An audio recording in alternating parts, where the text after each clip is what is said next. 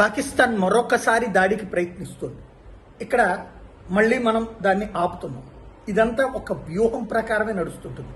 పాకిస్తాన్కి కావాల్సింది భారత్ని ఏదో చేస్తున్నామని వాళ్ళ దేశంలో ప్రజలకు చెప్పుకోవడం. భారత్కి కావాల్సింది పాకిస్తాన్ ఎంత చేస్తున్నా కవ్విస్తున్నా మేము దానికి రియాక్ట్ అయ్యి దాన్ని కంట్రోల్ చేస్తున్నాం, డిఫెండ్ చేసుకుంటున్నాం తప్పించి అఫెండ్గా వెళ్ళట్లేదు, ఇప్పటిదాకా వదిలిపెడుతున్నాం చూస్తుండండి అని ప్రపంచానికి చెప్పడం. 1-2 రోజులు అయిన తర్వాత అప్పుడు మనం అటాక్ చేసిన ఇదిగో 2 రోజులు చూసాం 3 రోజులు చూసామని చెప్పడం. అందుకనినే వాళ్ళు డ్రోన్లతో మన మీదకి అటాక్ వచ్చినప్పుడు మనము డ్రోన్లతో కొట్టాం, కానీ ఆ విషయాన్ని ప్రపంచానికి చెప్పాం.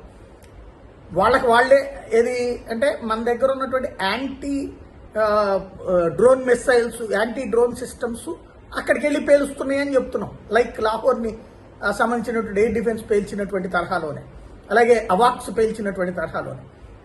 ఇప్పుడు కొద్దిసేపటి క్రితం నార్థన్ కమాండ్ హెడ్ క్వార్టర్ని టార్గెట్ చేసింది Pakistan.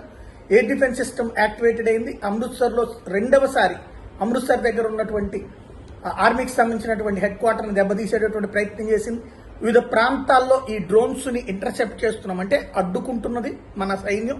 At the same time Jammu, Samba, Pathankot ఈ ప్రాంతాల మీదకి డ్రోన్ల దాడితో ప్రయత్నం చేస్తోంది. వాటి మన ఏవైతే ఎయిర్ డిఫెన్స్ సిస్టమ్స్ ఆకాష్ కావచ్చు, S-400 కావచ్చు, వాటిని ఆపుతున్నాయి. అదే సందర్భంలో పఠాన్కోటు, గుర్దాస్పూర్, అమృత్సర్ ఈ ప్రాంతాల్లో బ్లాక్అవుట్స్, అంటే మొత్తం లైట్ తీసేశారు, కరెంట్ తీసేశారు. పాకిస్తాన్ డ్రోన్స్ని నగ్రోటా, జమ్మూ లాంటి ప్రాంతాలు, అంటే జమ్మూను కూడా టార్గెట్ చేస్తుంది, అక్కడ కూడా కంట్రోల్ చేసుకొస్తున్నారు. ఓవరాల్గా పాకిస్తాన్ వరుసగా 3వ రోజు రాత్రి వేళల్లో దాడులకి వస్తుంది.